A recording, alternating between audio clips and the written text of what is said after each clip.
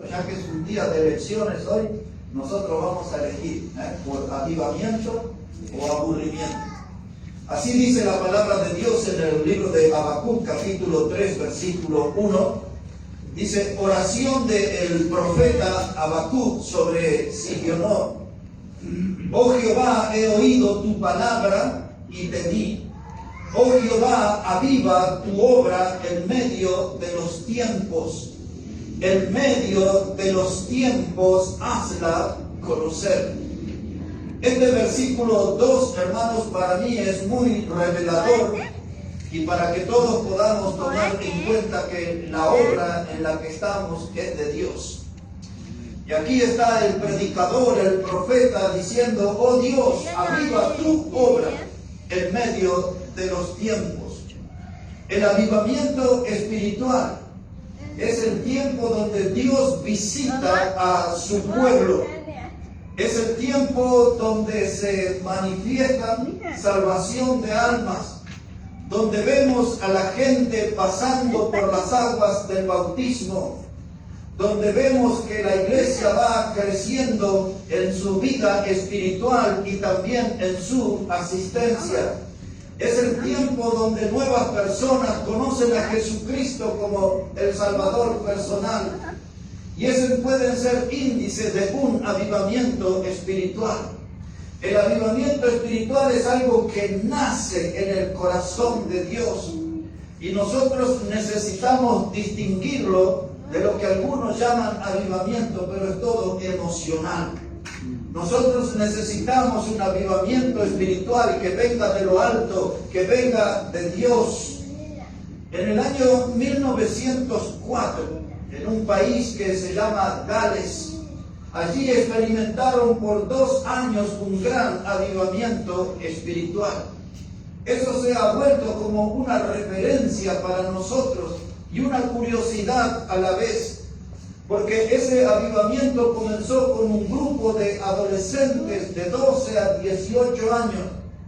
El hombre mayor que fue protagonista de ese avivamiento se llamaba Robert Evans y él tenía tan solo 26 años de edad. Robert Evans fue un gran instrumento de Dios. Él fue conocido en la historia como el carbonero de Dios, porque era un hombre que trabajaba en las minas. Acostumbraba a vivir en los socavones y en esos lugares predicaba la palabra de Dios y él pidió al Señor para ser parte de un avivamiento espiritual. En aquellos días, a comienzos de los años 1900, en Gales, las cantinas se cerraban, en los lugares donde se tenían que hacer actividades deportivas, nada sucedía, porque la gente se convertía por todas partes y asistían a los cultos que duraban por lo menos 5 horas. Hubo un clamor en aquel tiempo. Estos adolescentes y ese predicador joven pidieron a Dios que cerrara las puertas del infierno por 2 años. Y parece que Dios le contestó de algún modo, porque todo aquel país fue transformado. Y Dios usó gente común, adolescente, y un hombre, un dinero, una persona simple, común, un trabajador.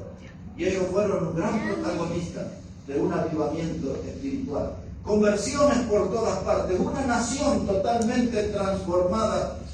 Y a la luz de esos hechos, nosotros también podemos ser protagonistas de un avivamiento espiritual. El avivamiento espiritual tiene que ver cuando Dios sopla aliento de vida en una persona que está espiritualmente muerta o próxima a la muerte. Es decir, que si usted es una persona espiritualmente apagada, fría, entonces puede recibir el soplo de Dios y todo puede empezar a cambiar en su vida. Necesita desaliento de vida para empezar a hacer las cosas como Dios nos manda.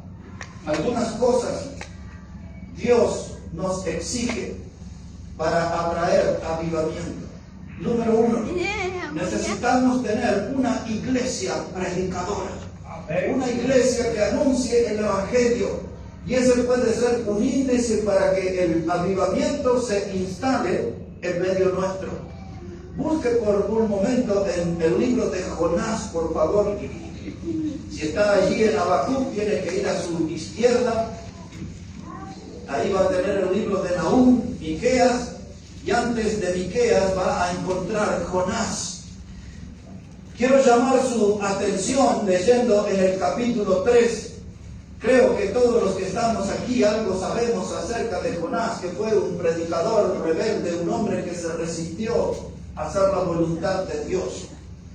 Nosotros también muchas veces nos hemos resistido a hacer la voluntad de Dios. Dios le había mandado a predicar a la ciudad de Nínive, pero él tomó una embarcación que iba rumbo a Tarsis. Cuando usted se para frente a un mapa, son dos puntos totalmente opuestos. Jonás, como nosotros, se resistió a hacer la voluntad de Dios. Sin embargo, Pablo le escribió a los romanos en el capítulo 12 y en el versículo 2 que la voluntad de Dios es agradable y perfecta.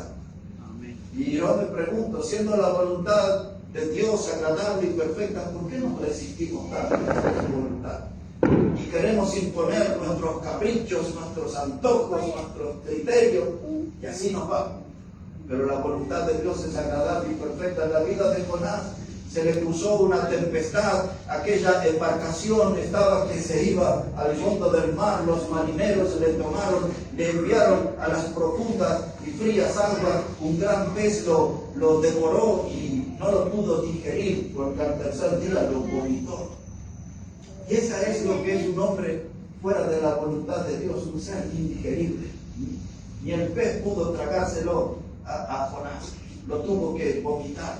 Y ahora nos encontramos aquí en este capítulo 3 con ese hombre salido del pez. Mire cómo dice la palabra, Jonás 3, verso 1. Vino palabra de Jehová por segunda vez a Jonás diciendo: levántate y ve a Nínive, aquella gran ciudad, y proclama en ella el mensaje que yo te diré. Y se levantó Jonás y fue a Nínive conforme a la palabra de Jehová, y era Nínive ciudad grande en extremo de 3 días de camino. Y comenzó Jonás a entrar por la ciudad camino de un día, y predicaba diciendo: de aquí a 40 días Nínive será destruida. Y los hombres de Nínive creyeron a Dios y proclamaron ayuno, y se vistieron de cilicio, desde el mayor hasta el menor de ellos. Versículo 1, otra vez vino palabra de Jehová por segunda vez. Este pasaje nos habla a nosotros que tenemos un Dios de oportunidades. Jonás tuvo una segunda oportunidad. Nosotros también tenemos oportunidades. El estar en esta noche reunidos aquí, somos personas que corremos el riesgo de que Dios abra nuestra vida. Y que Dios nos llame y nos dé otra oportunidad. Porque muchas veces le hemos fallado, muchas veces le hemos hecho promesas que nunca hemos cumplido. Pero Dios viene una y otra vez a hablar a nuestras vidas para darnos una oportunidad, como lo hizo con Jonás por segunda vez. Y ahora le dijo Dios: levántate y ve a Nínive. Levántate es una enseñanza que implica que tenemos que abandonar nuestra comodidad, nuestro lugar de confort y servir seriamente al Señor. Tenemos que dejar aquellas cosas que buscamos para nuestros deleites y para nuestros placeres y levantarnos y hacer la voluntad de Dios. Levántate y ve a Nínive. Era una tarea difícil y esa gente de Nínive tenía las horas marcadas, porque solamente 40 días tenían de tiempo. Y yo en esta noche ni siquiera estoy seguro que el mundo que vivimos tenga 40 días. Porque quizás el Señor venga antes y muchos van a quedarse sin conocer a Cristo como el Salvador. 40 días y tenía que caminar un predicador solitario llevando la palabra de Dios. Este hombre alcanzó a todo Nínive con el mensaje que Dios le dijo: dirás lo que yo te daré. Palabra de Dios. Y ustedes y yo tenemos que dar el mensaje de Dios. Nuestras opiniones no son importantes. Lo que es importante es el mensaje de Dios. Es eso lo que nosotros tenemos que dar. La tarea de Jonás era muy difícil. Tenía que ir a predicar a Nínive. Solo para que ustedes tengan alguna idea de quiénes eran esta gente malvadas y perversas. Los ninivitas en la historia eran conocidos por algo que se llamaba la muerte de los asirios. La muerte de los asirios, pues Nínive era la capital de Asiria en su tiempo. luego se transformó en Babilonia. Y los de Nínive acostumbraban a tomar prisioneros, y para obtener una declaración le ataban un poste y al lado de ese prisionero ponían una persona muerta. Pasaban las horas, los días, el muerto empezaba a despedir mal olor, y después de algunos días los gusanos del muerto pasaban al vivo y con los días terminaban muertos. Era una forma tremenda la muerte de los asirios. Para impresionar a los adversarios, los asirios apilaban a los muertos, así como en el puerto se apilan las cajas de los envíos, así ellos apilaban muertos. Tenían un sistema de tortura que le sacaban la piel a sus prisioneros y luego las carnes vivas sobre las llagas tiraban sal o arena. Eran conocidos también por sus grandes inmoralidades. A esa clase de gente Dios les mandó a predicar a Jonás. No era un trabajo fácil lo que le encomendó, pero Dios iba a estar con él. Y Dios le dio el mensaje y le dice: tú tienes que decir lo que yo te diré. Y hermanos, en la historia usted puede revisar y no hubo un predicador que tuvo más éxito que Jonás. Porque el cálculo que se hace es que 500.000 de personas creyeron en el Señor por la predicación de Jonás. Solamente un detalle. Si usted lee el último capítulo, dice Dios: ¿acaso aquí no hay 120.000 que no saben distinguir entre su mano izquierda y derecha? 120.000 no era el número de habitantes de Nínive, era la cantidad de niños que había. Gente que no sabía distinguir cuál era la mano izquierda o derecha. Pero los datos que tenemos, más de 500.000 de personas fueron alcanzados por solamente un hombre, un predicador que se puso en las manos de Dios, un predicador que aprovechó la segunda oportunidad después de haber fallado al Señor, y ahora dio su palabra, que había conversiones por todos lados. Él fue un gran protagonista de un avivamiento espiritual, predicando la palabra. Una iglesia predicadora. Nosotros como predicadores, una iglesia que predica, una iglesia bautista, puede ser el imán para atraer un avivamiento celestial. Amén. Y necesitamos nosotros, hermanos, vivir un nuevo Pentecostés, que el Espíritu Santo esté obrando con todo su potencial y que nosotros podamos ser instrumentos de Dios y podamos ver la gente salva, como en Hechos capítulo 2, 3.000 fueron salvos, 3.000 fueron bautizados, 3.000 fueron añadidos a la iglesia. Qué lindo allí. Amén. Vivir una experiencia así, predicando la palabra de Dios. En la historia, hermanos, hubo un hombre que se llamó Juan Harper. Quizás para muchos de ustedes es la primera vez que va a oír a este hombre. Fue un predicador bautista, un hombre muy humilde, no era un teólogo muy profundo, era un predicador de la palabra de Dios. Un día fue invitado a la ciudad de Chicago, en la iglesia donde predicaba el famoso Dwight L. Moody. Este hombre llegó allí por una semana y Dios lo utilizó de tal manera que aquello fue un avivamiento espiritual a principios de los años 1900. Y allí, hermanos, eso fue un avivamiento tremendo, y el predicador que fue por una semana se quedó un mes entero predicando la palabra de Dios. Al regresar a Escocia, a los pocos días, la esposa de Juan Harper murió y partió con el Señor. Se quedó con una niña pequeña. Los hermanos de Chicago, como una forma de animarle, y habiendo sido tan bendecidos por su predicación, le invitaron a volver a Chicago. Juan Harper aceptó la invitación. Y aquel día 12 de abril del año 1912, él se subió a un barco que nosotros lo conocimos en la historia con el nombre del Titanic. Se subió allí. Él fue uno de los que sintió aquel gran impacto, aquella colisión entre el gigante de acero y el gigante de hielo. El gigante de hielo, ese iceberg, dicen los documentalistas, que sobresalía 300 metros sobre el agua. La colisión fue tremenda. El Titanic comenzó a hundirse. La banda del Titanic comenzó a tocar lo que en nuestro himnario bautista es el 307, el himno que dice: más cerca de ti, oh Dios.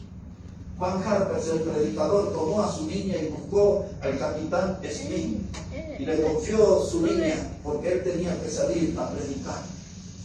Y cada persona que se iba cruzando con él en ese estado de desesperación mientras el Titanic se hundía, Juan Harpers les preguntaba: ¿eres salvo? ¿Eres salvo? ¿Eres salvo? Encontró a un hombre aferrado a un madero con su rostro pálido y le dijo: ¿eres salvo? Y le dijo: no, Señor, no soy salvo. Y él dice: cree en el Señor Jesucristo y serás salvo. Y de pronto una corriente se lleva a ese hombre, y así fue Juan Harpers, predicando la palabra de Dios. Y él se murió junto con el barco.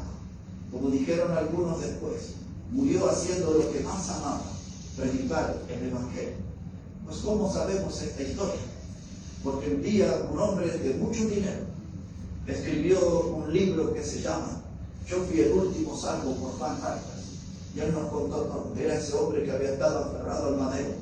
Una palabra breve: cree en el Señor Jesucristo y será salvo, fue suficiente para que él encontrara el camino al cielo, el camino de la salvación eterna.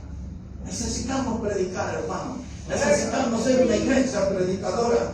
No necesitamos dar grandes discursos, un mensaje simple, hablar de que Cristo salva y salva eternamente, como aquel hombre ciego del Evangelio que decía: yo lo único que sé, que antes era ciego y ahora veo. Yo también lo único que sé, que antes estaba perdido y ahora soy salvo por Cristo. Ese mensaje es suficiente para que alguien también sea salvo por Cristo. Una iglesia predicadora se puede transformar en un imán de avivamiento espiritual. En segundo lugar, una iglesia que ora también se puede volver en un imán de un avivamiento espiritual. Necesitamos, hermanos, dejar de orar en forma ritualista. Muchos tienen como un ritual. Pues creo que en este lugar fue que conté la estadística de un predicador amigo que dice que el cristianismo por lo general no supera los 3 minutos de oración. Sométase usted examen para ver si cada día usted supera ese tiempo. Necesitamos mucho más oración, mucho más tiempo invertido delante de Dios. Que nuestra voz se escuche en el cielo, que nuestra voz golpee las puertas del cielo, presentando peticiones, necesidades de la gente. Y una de las necesidades principales es que conozcan a Jesucristo como el Salvador. Necesitamos una iglesia que ora. ¿Por qué en nuestras reuniones de oración son contaditos los que vienen? Si es el mismo culto, nos encontramos para estar junto al mismo Dios, para cantarle al mismo Dios, para meditar su palabra junto al mismo Dios. Necesitamos orar. ¿Por qué no venimos a las reuniones de oración? Venimos cansados del trabajo. ¿Qué cosas nos están sucediendo? Si queremos experimentar un avivamiento en lo espiritual, necesitamos mejorar nuestra vida de oración. Un antiguo predicador más de 100 años atrás decía esto: la oración es la sangre del alma. Y eso a mí me hacía pensar. Y un día le conté a unos hermanos.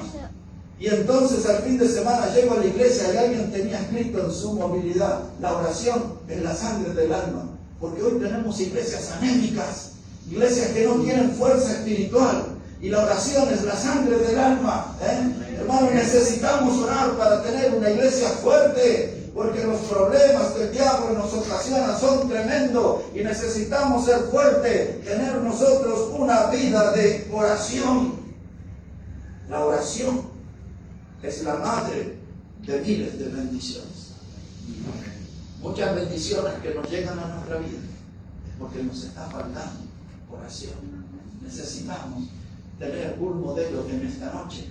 Y yo elegí el libro de Crónicas, el primer libro de las Crónicas, capítulo 4. Si puede ver allí un momento, el primer libro de las Crónicas, el capítulo 4. Y vamos a leer allí versículos 9 y 10. Primer libro de las Crónicas, el capítulo 4. Y los versículos 9 y 10. Aquí es mencionado un hombre que se llama Jabes. Este hombre es el único lugar en la Biblia que aparece. La Biblia solamente se refiere en 2 versículos a él, pero son suficientes para comprender el ejemplo impactante que este hombre nos transmite. Si usted es de los que no conocen su historia. Ponga atención, es muy breve, pero es muy impactante. Primer libro de las Crónicas, capítulo 4, versículo 9. Dice la palabra: y Jabes fue más ilustre que sus hermanos, al cual su madre llamó Jabes, diciendo: por cuanto lo di a luz en dolor. E invocó Jabes al Dios de Israel, diciendo: oh, si me dieras bendición y ensancharas mi territorio, y si tu mano estuviera conmigo y me libraras del mal, para que no me dañe. Y le otorgó Dios lo que pidió. Versículo 9. Dice que Jabes era el más ilustre entre sus hermanos. Esa palabra ilustre quiere decir que fue el que más se destacó. Era el más sobresaliente en su tiempo, en su generación. El nombre Jabes es porque en su nacimiento causó dolor. Todas las madres presentes en esta noche saben que dar a luz es un dolor tremendo, los dolores de parto, pero esto fue algo más de lo común, fue un dolor más grande todavía. Pero ese dolor que ocasionó en su nacimiento iba a marcar el camino de un hombre que se iba a destacar por una oración. Insisto, solamente estos 2 versículos y este nombre no aparece más en la Biblia. Pero veamos qué clase de oración es la que hizo y a ver si tiene relación con nuestras oraciones. Observe, versículo 10. Dice que él invocó al Dios de Israel. ¿A quién ora usted? ¿Cuánta comunicación tiene usted con el Dios de la Biblia? ¿Cuánto tiempo pasa en oración? ¿Ha doblado usted las rodillas delante de Dios en la semana? Esto es algo que nos falta. Cuando el Señor Jesús fue en el huerto de Getsemaní y tomó distancia de un tiro de piedra de los discípulos, dice que él dobló sus rodillas y oró. Y vamos a encontrar muchos hombres, el primer capítulo de Ezequiel, él se postra delante de Dios y Dios le levanta de esa posición. Usted va a encontrar a Daniel y va a encontrar tanta gente que están sobre sus rodillas clamándose a Dios. Esa clase de práctica generalmente nosotros no lo hacemos. Pero si tenemos estos testimonios en la Biblia, sería bueno que nosotros los imitemos. Él clamó al Dios de Israel. Ahora, mire conmigo cuáles son los ingredientes de esa oración. Dice el versículo 10 que dijo: oh, si me dieras bendición. Ahora, él no está haciendo aquí un detalle diciendo: quiero que me des una casa enorme, algo de estilo mansión. No le está diciendo: quiero que me des una casa linda para ir a pasar los fines de semana. Él no está pidiendo una movilidad del año. Él no está diciendo: Dios, quiero que me reserves un lugar en esas playas del Caribe. Él no está pidiendo aquí cosas materiales. Él dice: Dios, quiero que me des bendición. De esas clases de bendiciones que tú sabes dar. Porque el libro de Santiago en el capítulo 4 comienza enseñándonos de que nosotros pedimos y pedimos mal porque pedimos para nuestros deleites. De manera que hay una forma correcta de hacer oración. Y este hombre es sabio en su expresión. Dice: oh Dios, si tú me dieras bendición, tú conoces mis necesidades, tú sabes lo que me hace bien. Tú no me darás algunas cosas, una casa de fin de semana para que desaparezca de la iglesia y esté en ese lugar de placer, de recreación. No, lo pidamos a Dios que Él nos dé bendición. Él sabe dar y lo hace de las mejores. El segundo ingrediente que hay aquí dice: y ensancharás mi territorio. Él no le está diciendo: quiero volverme un terrateniente, quiero tener 150,000 hectáreas para sembrar. Y no está diciendo eso. Cuando él dice: y ensancha mi territorio, él está pidiendo para que se crezca su campo de acción, su campo de trabajo, su campo de ministerio. En otras palabras, hermanos, él está diciendo: llévame a un lugar donde nunca fui, ponme frente a gente que nunca conocí, que nunca vi. Quiero hablarle de tu palabra. Soy un hombre ilustre, soy un hombre que sobresale por la oración y por la predicación. Llévame a zonas, a barrios que nunca visité, que nunca conocí, que quizás ni figuran en los mapas. Llévame ahí, porque tengo un mensaje para darle a esa gente. Ensancha mi territorio, mi campo de trabajo. Mis hermanos, nuestro Señor dijo, en los negocios de nuestro Padre es necesario estar. Y necesitamos. Cuando yo vengo a compartir un tiempo con la palabra con ustedes y con otras congregaciones, de hecho ya en estos días ya he estado en 9 congregaciones predicando la palabra. Yo vengo porque estos son los negocios de mi Padre. Y vengo porque quiero aportar algo para que mejoren los negocios de mi Padre. Amén. Y me es necesario estar. No necesito recurrir a excusas. Donde Dios me llama, ahí tengo que estar para servirlo. Ensancha mi territorio, dice. Pues estos días estuve predicando con el pastor Rogelio en Torres. Fue un alumno mío en el seminario hace muchos años. Y yo ese lugar donde fui no lo conocía. Estuve predicando este día jueves con el pastor Edwin, ahí en un lugar que se llama Terracor, Valle Sánchez, frente al Viru, por esa zona. Yo no conocía ese lugar. Y allí fue a predicar. Estuve con el pastor Jesús el domingo. Y sé cómo se llama la zona donde él estaba. Sé que estaba cerca de la villa 1 de Mayo.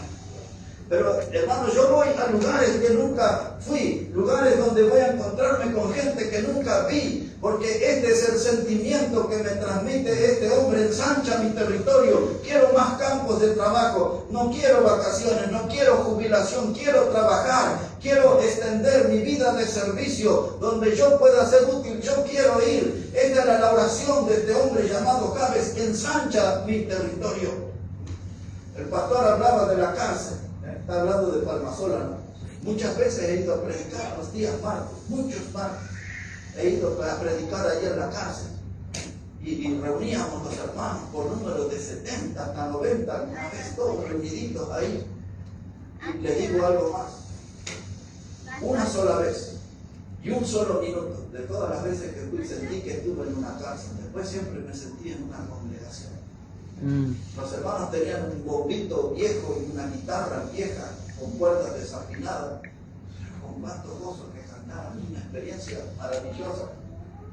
Yo nunca había entrado en una cárcel, nunca estuve preso por ninguna causa, pero ahí estuve en la cárcel predicando. Ensancha mi territorio, llévame a lugares que no conozco, ante gente que nunca vi. Quiero aprovechar la oportunidad para hablarles de mi Salvador, para predicarles el Evangelio. Y note el ingrediente que sigue en su oración. Dice: y si tu mano estuviere conmigo y me libraras del mal para que no me dañe.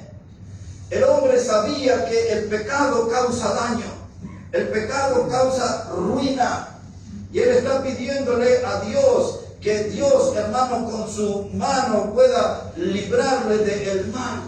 ¿No es eso lo que dice el Padre nuestro? Y líbranos del mal.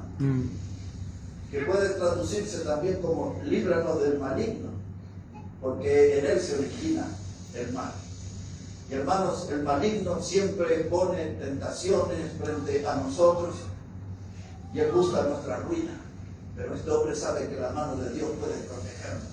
Y nosotros a veces entramos en un estado de desesperación y hasta de locura, porque pensamos que estamos ya como vencidos, y hay que buscar a Dios, que su mano nos proteja del mal, que su mano pueda ser el refugio en nuestro tiempo de necesidad. Y esto es lo que oraba este hombre Jabe. Dice: y si tu mano estuviera conmigo. Moisés no quería moverse a ninguna parte, sino tenía la certeza que la mano de Dios estaba con él. Y así, mis hermanos, tenemos que orar y conocer a este Dios grandioso que puede ayudarnos, pero necesitamos conocerlo, y lo voy a conocer a través de la palabra, leyendo la palabra, pero puedo conocerlo también a través de la oración. Hermanos, la oración no es cuestión de pedir y pedir, hay que agradecer a Dios, pero hay que permanecer en oración tiempo en la presencia de Dios y disfrutar su compañía.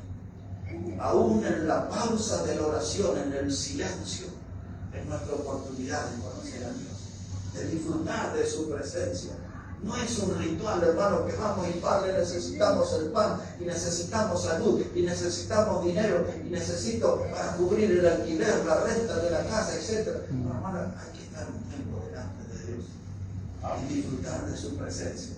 Y la oración es el medio de comunicarnos con Él, y es el medio para poder conocer más a nuestro gran Dios. Y ahora la bondad de Dios que tanto conocemos. Mire cómo se manifiesta en este versículo 10 al terminar. Y me librarás del mal para que no me dañes. Y le otorgó Dios lo que pidió. Esa frase, hermano, y le otorgó Dios lo que pidió, nos habla de un Dios misericordioso que está atento a nuestro clamor, que está atento a nuestra oración. Y muchas veces nosotros sentimos respuestas inmediatas de nuestro Dios. Una cosa así entre nosotros. Pastor Jafet de la Iglesia Bautista de San José, a quien no conozco personalmente. Sí, hemos hablado, hemos comunicado, con quien siempre hablaba y predicaba yo ahí cuando estaba pastor. Pero ahora nos vamos a conocer personalmente. Cuando él supo que yo venía a Santa Cruz y él me habla y me dijo, hermano, ¿de verdad que viene? Claro que sí, voy a estar aquí. Y él me dijo esto, dice, entonces usted es mi respuesta de oración. Me dice, lo necesito del 24 al 26. ¿Y qué le puedo decir? Oración contestada, voy a estar con ustedes. Y así, hermanos, le estoy contando algo que parece simple, pero usted pida a Dios y Dios responde. Y en nuestra iglesia podemos orar como lo hizo Habacuc. Oh Dios, aviva tu obra en medio de los tiempos, porque tenemos momentos, hermanos, que nos vamos apagando, tenemos momentos que nos vamos enfriando, tenemos momentos que empezamos a desligarnos de nuestras responsabilidades congregacionales. No debe suceder eso. Debo clamar a Dios, aviva tu obra, aviva tu obra. No dejes que me enfríe, no dejes que me apague. Sopla aliento de vida en mí, que me pueda aquí meter de lleno en el ministerio, trabajar por la obra, poner hombro con hombro con mis hermanos, codo con codo con mis hermanos, y que juntos podamos hacer algo grande para nuestro gran Dios. Amén. Aviva tu obra en medio de los tiempos. Amén. Pero si recuerda ese texto de Habacuc, él dijo, oí tu palabra y temí. Oí tu palabra y temí. Esa palabra de temor no está hablando que sentí miedo por la predicación, no. Tengo respeto, tengo reverencia, pues eso es lo que significa. Y cuando yo escucho la palabra de Dios con respeto y con reverencia, y Dios me habla, no me queda otra alternativa que obedecer, porque en mi obediencia va a traer bendición a mi vida. Amén. Oí tu palabra. Muchas veces hemos oído, tantísimas quizás, que la palabra me entra en un oído, me sale por otro, pero la palabra de Dios tiene que quedarse en nosotros, porque quiero ser protagonista de un avivamiento espiritual. Mis hermanos, aquí está una iglesia predicadora, una iglesia que ora. El avivamiento espiritual puede venir cuando sentimos repugnancia por el pecado. Repugnancia, no quiero saber nada con eso. El pecado me ha maltratado tanto, el pecado me ha hecho tanto daño, me ha hecho sufrir, el pecado me ha hecho sentir tanta vergüenza en esta vida. Yo no quiero tener una relación con el pecado. Quiero mostrarle repugnancia, quiero demostrarle rechazo al pecado en mi vida. Y cuando yo logro vivir lejos del pecado, entonces yo puedo atraer avivamiento espiritual. Una mirada, por favor, en Apocalipsis, el capítulo 2. Apocalipsis, el capítulo 2. Quiero llevarles allí a una historia conocida, pero que tiene una lección para nosotros en esta noche. Apocalipsis, el capítulo 2. En la sección que habla con la iglesia de Éfeso, en los primeros versículos el Señor habla de las virtudes que tenía esa iglesia. Nosotros también tenemos muchas virtudes aquí como congregación. Dios le estaba diciendo a ellos que conocía su obra y que conocía su trabajo, que era un trabajo arduo el que tenía esta iglesia. Y sabían discernir espiritualmente, porque habían algunos que se hacían llamar apóstoles, pero ellos se dieron cuenta que eran apóstoles falsos y mentirosos y se desligaron de esa gente. Era una iglesia con virtudes. Pero observe lo que sucede aquí en el capítulo 2 y en el versículo 4. Después de enumerar Dios las virtudes, dice el versículo 4, pero tengo contra ti que has dejado tu primer amor. Recuerda por tanto de dónde has caído y arrepiéntete y haz las obras, pues si no vendré pronto a ti y quitaré tu candelero de su lugar si no te hubieres arrepentido. Y ahora Dios le dice, tengo algo contra ti, has perdido tu primer amor. Dejó el amor verdadero esa iglesia y abrazó un amor sustituto. En otras palabras, esa iglesia dejó a Dios y se dedicó a otras cosas. ¿Cuántas veces en nuestra vida hemos hecho, no, pero el estudio, no, pero el trabajo, no, pero la familia, no, pero el deporte, no, pero esto y aquello, y vamos dejando a Dios de lado en nuestra vida y vamos perdiendo nuestro primer amor? Se apaga el fuego, se apaga el fervor en nosotros y nos dedicamos a las cosas de esta vida que no tienen importancia. Y dejamos lo que es relevante, de estar en la obra de Dios. La obra de Dios es la empresa más grandiosa que existe en este mundo y Dios nos convoca para ser sus obreros, sus trabajadores. Yo no puedo desperdiciar esa oportunidad. Dios nos está llamando, cada uno en su lugar, cada uno desde su responsabilidad. Juntos podemos hacer cosas grandiosas, juntos podemos atraer el avivamiento espiritual a la congregación. Esta iglesia abrazó un amor falso y lo dejó a Dios de lado. Dice Dios, tengo algo contra ti. Aquel primer amor, hermano, cuando nos convertimos, cuando fuimos salvos por Cristo y fuimos a nuestra familia y le dijimos que habíamos creído en el Señor y que nuestros pecados fueron perdonados y que ahora somos herederos de la vida eterna. Jesús nos ama y nos dio vida eterna, y en nuestra familia nos miraban desconcertados. ¿Qué ha sucedido en este? Y fuimos a nuestro lugar de trabajo y dimos testimonio de esta experiencia con Cristo, esta experiencia salvadora que nos salvó, y nuestros compañeros nos miraban extraños. Y empezamos a tomar una Biblia, cambiamos nuestra manera de vestir. Con el correr del tiempo hemos cambiado nuestra manera de hablar y tenemos una forma cristiana de comunicarnos. Ahora hablamos de bendiciones, decimos gloria a Dios, etc. Ya no decimos palabras groseras ni aquellas cosas que se practicaban en el mundo. Nacimos de nuevo y contábamos a todos eso. Estábamos viviendo el primer amor y llamaron al bautismo para dar una demostración de obediencia al Señor, y pasamos por las aguas y dimos testimonio público de nuestra fe en Cristo. Pero el tiempo pasó y el enfriamiento llegó y fuimos dejando a Dios de lado en nuestra vida. A propósito, ¿en qué lugar se encuentra Dios en esta noche? ¿Está bien metido en su vida o lo está sintiendo lejano? ¿Está cumpliendo usted con sus responsabilidades como cristiano o su fuego se ha ido apagando?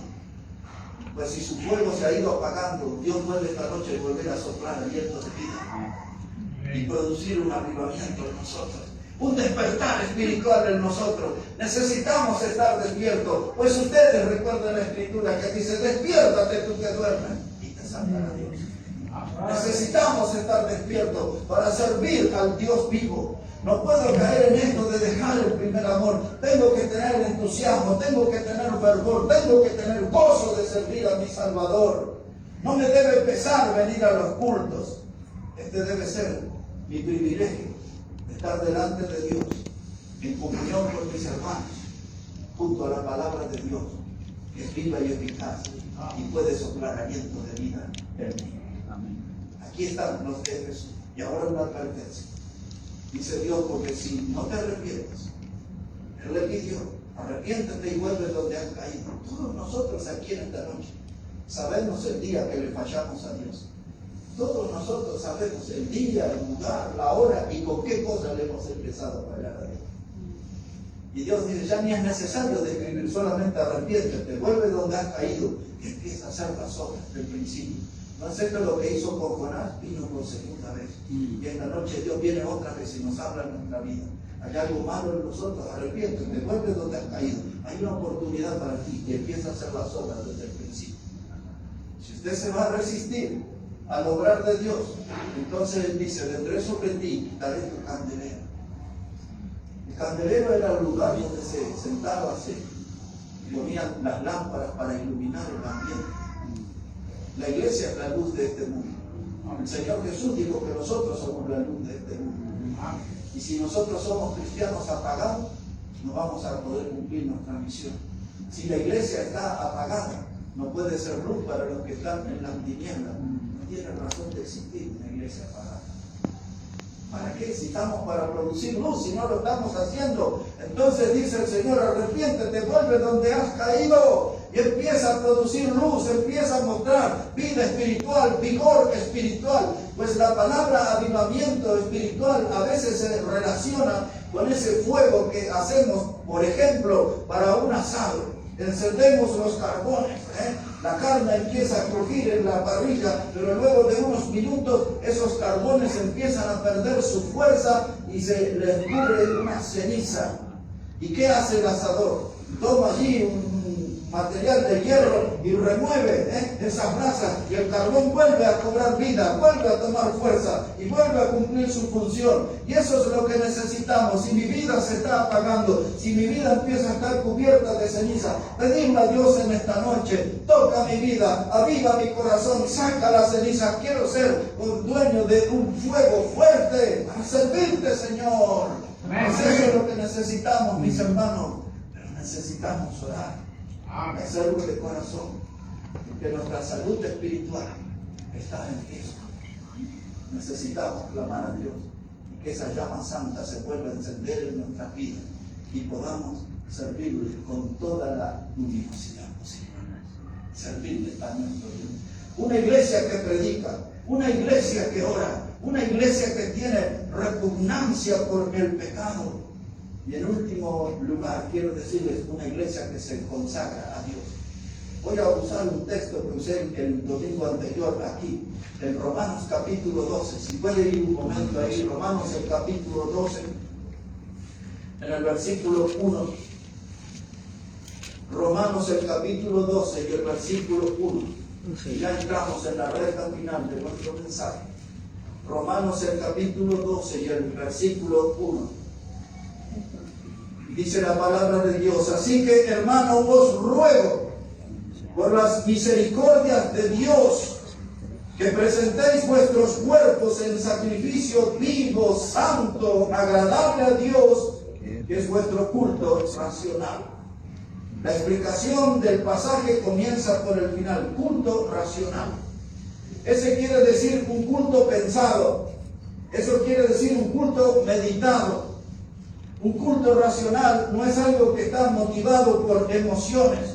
Un predicador que me cuenta un montón de historias que me emocionan, que me hacen llorar, que me conmueven y luego arranca una decisión de mí, eso no sirve.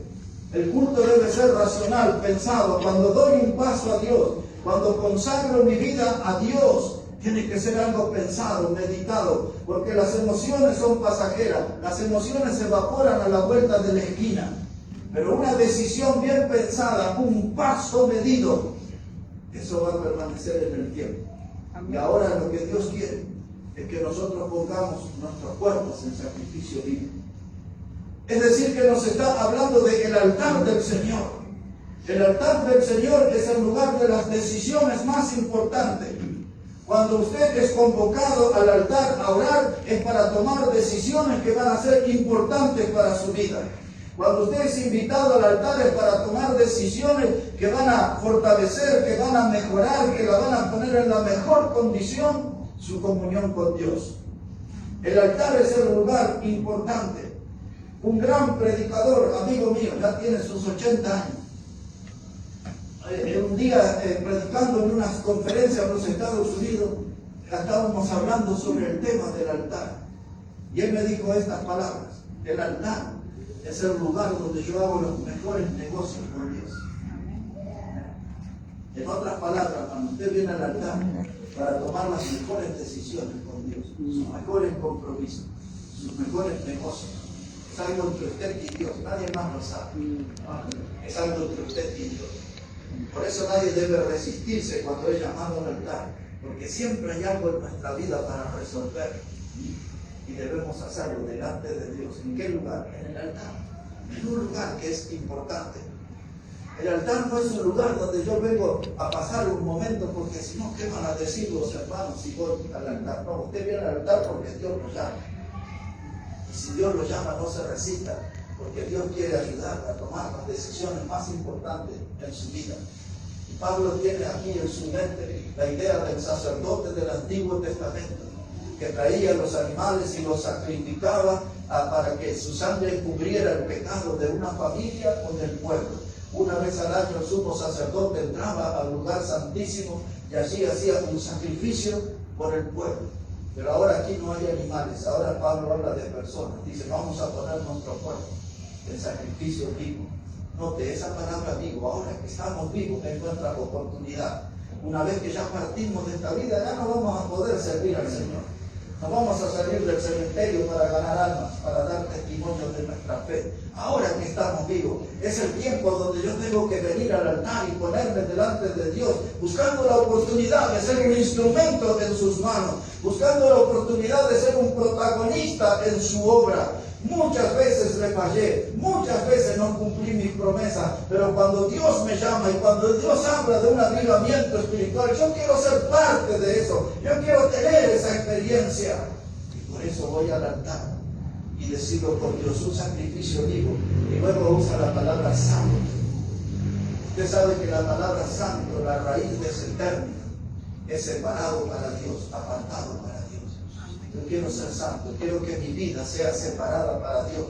No quiero entregar mis miembros para el pecado, como habla Pablo a los romanos en el capítulo 6.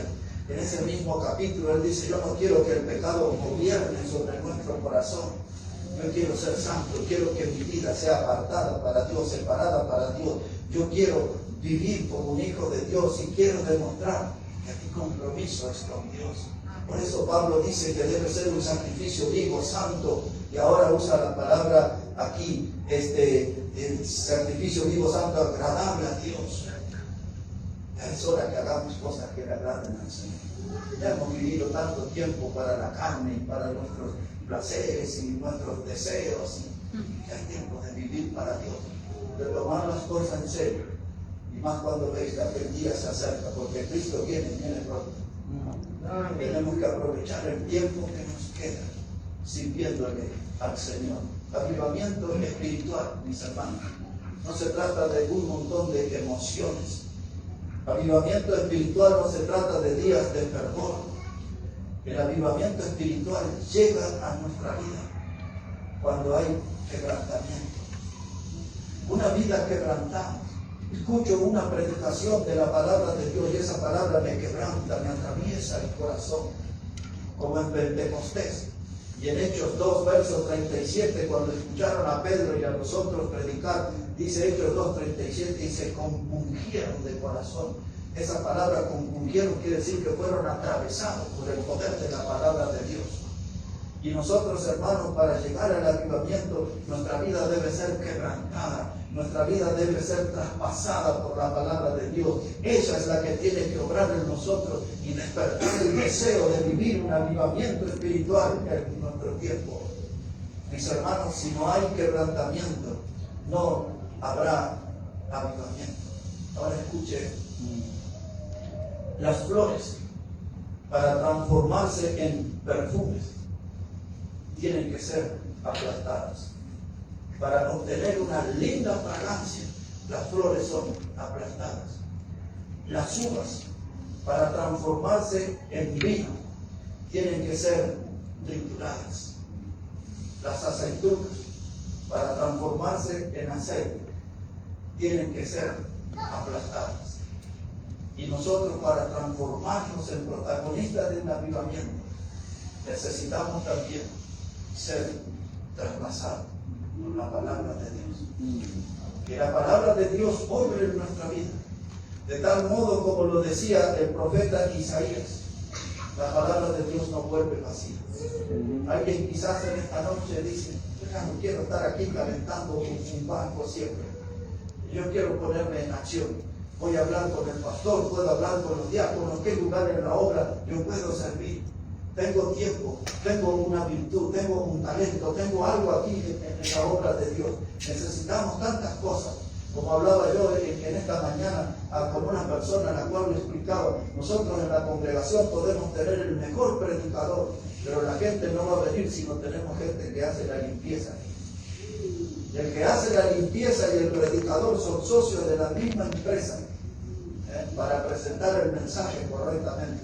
Porque ¿de qué sirve que tengamos un gran predicador si la iglesia no tiene condiciones higiénicas para que la gente se reúna? Necesitamos a alguien que cocine, necesitamos a alguien, el hermano que trae la botellita con agua, eso es valioso, hermano, porque aún la Biblia mismo dice que aquel que da un vaso de agua a su prójimo no perderá su recompensa.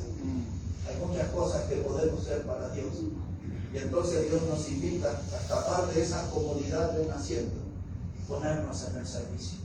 ¿Dónde lo voy a hacer? Cantando en la cocina, voy a ayudar al tesorero, a las maestras de la escuela dominical, ayudaré cuidando a los niños, trayéndolos. Hay tantas cosas para hacer, hermanos. No debemos dejar que nos gobierne la quietud, porque si la quietud nos gobierna, entonces la pereza nos meterá en una trampa que es muy difícil de escapar. Las iglesias se han llenado de gente perezosa y necesitamos hombres y mujeres con corazón ardiente, que la palabra de Dios le quebrante y que den un paso hacia Dios como oró el profeta Habacuc. Oh Dios, aviva tu obra en medio de los tiempos. Oí tu palabra y te vi. Oí tu palabra y te vi. Aviva tu obra. Y aquí estoy yo, Señor, para que me uses. Quizás para la gente no se ve gran cosa, pero mi vida en las manos de Dios puede hacer grandes, grandísimas cosas para la gloria y honra de su nombre. Dios es un Dios de oportunidades, y esta noche vuelve aquí a visitarnos, vuelve aquí a llamarnos desde su palabra a ser protagonistas de un avivamiento espiritual. En la vida hay oportunidades que son únicas. Si Dios le llama para el servicio en esta noche, no se resista, venga a Dios y sírvale de la mejor manera, porque Él nos ha dado una salvación que es eterna.